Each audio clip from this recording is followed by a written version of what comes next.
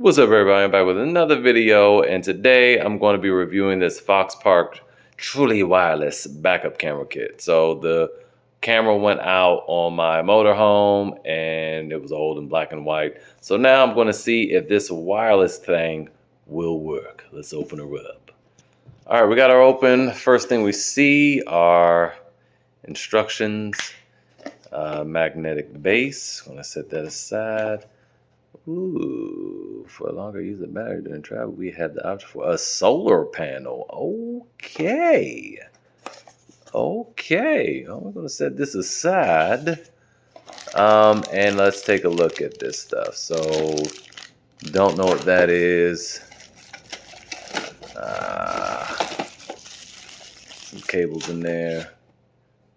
This is, I'm sure, the mount for the monitor. Maybe that is. I don't know. I'm going to read these instructions. Comes with a lot of cables to be cordless. That's probably the charging cable. All right. Now, this is likely the camera. It says, please fully charge the camera with USB cable before using it for the first time. And, yes, so that was the mount. That was my concern. I was wondering how one would have fixed this to the vehicle. The antenna, so we have a transmitter there, and then we have our screen inside of here. All right, so now this is out of the bag. This is really lightweight. It feels like a TFT screen, the old TFT monitors. Not so much like LCD, but it could be because it still has the coating on there. Yeah, it definitely feels like a TFT screen. So today we'll just test the distance. I'm going to put this inside of the RV and then this outside on the ground in the back and see if it works. If it works, then we know we shouldn't have any problems. So the first thing I'm going to do is charge this up. We see it has the old school USB port, which is sad. So I'm going to use that cable here to charge this up, and I'm going to read the instruction manual, and yeah, we'll be back then. All right, so here's everything needed. I've charged the camera. You have your water because it's like 137 degrees outside, and your brackets. This can be mounted two different ways. You can screw into the RV or a boat or whatever you're going to mount on the back of your truck, or you can use a magnetic base, which I was wanting to do anyway. So here's a magnetic base, and that's what we're going to do. You can mount it directly to the back. I wouldn't recommend it. Or on the roof. Also, the solar panel, I was trying to find their website to find the solar panel. Couldn't find it, so we'll worry about that later. But this can be used two different ways. You can use it as just a camera to show all the time, which we'll demonstrate both, or just as a backup camera, which it'll stay on for 2 to 4 minutes while you're backing that thing up. Now, if you use it for just the reverse and you had a solar panel, pretty much you'd never have to charge it again.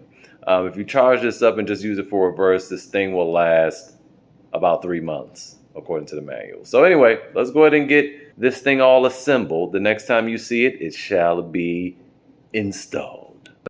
Now, before I get to installing all this on the RV, I wanted to test it on the inside, so I have it hooked up to my power station there, and here's the camera. And I don't even have the antennas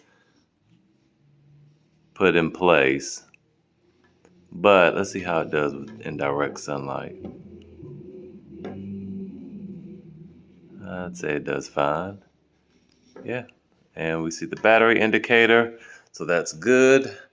I'm going to go ahead and install and it also has the lines, the backup lines, so that's also good. Now we can just use this as a backup mechanism, like I said, and it'll stay on for 2 to 4 minutes. So I'm going to test that as well right now. Just wait out and see if it turns off. When I plugged it in, it turned on immediately. All right, so it did shut off after a couple minutes, and we have the antenna installed on this, and then on this, one thing I want to note is that if you screw it on, you're like, oh no, I can't get it to stick straight up. It does rotate, so you can get the right angle to make sure these can come in contact with one another. Now, my motorhome is 35 feet, so this will be a great test. It does all. If you're going to mount it on a roof, that's when you use this, but we're not doing that. And this also does articulate up and down as needed. This is if you are having trouble with range, and this is an antenna extender. It's a very long cord, so you shouldn't have any problems. But we're going to see if it'll just work with this, with the 35, or yeah, it should be about 34, maybe 33 feet. And yeah, let me go out in the heat. All right, so the battery in my motorhome is dead. And instead of taking all the time to charge it up, I just brought power station out here. So we're going to plug it up into this, and we'll see what happens, see if it can communicate with the antenna just sticking straight up. There it is. There it is, and clear as day. So the way I mounted it, as you can see, I mounted it on the bottom, actually on the toe hitch. That's where I put it. That's the only metal I could find. But it's the same distance as if I mounted it higher. So it works clear as day. He didn't even have to adjust the antenna or use the extended antenna or anything. Man, yeah, that works really great. Now this system will also handle up to 2 cameras. So that's why you're seeing channel 1 and channel 2. So if I go to channel 2, you see there's no camera hooked up. So and then you could do it this way, have a split screen so you can see one camera and then the other camera. So you can mount it in the front or on the side or something like that. And there you go. This works perfect. Oh my gosh, way better than this old school thing. So now I can figure out what to do with this because I no longer need it. So if you guys have any questions, you ask them in the comments below. This thing was $170, I think, for the quality there. And you guys really can't see how nice that is. That'd have been great if I could adjust it and make it look up or something from here. But yeah, so yeah, we could change the brightness. Oh, that's what those are for. Guidelines, settings, all types of things. Change the contrast. Let's go back. Oh, make it higher. Oh, that's a bit much. Anyway, you can play with the menus. So that's what M means, menu.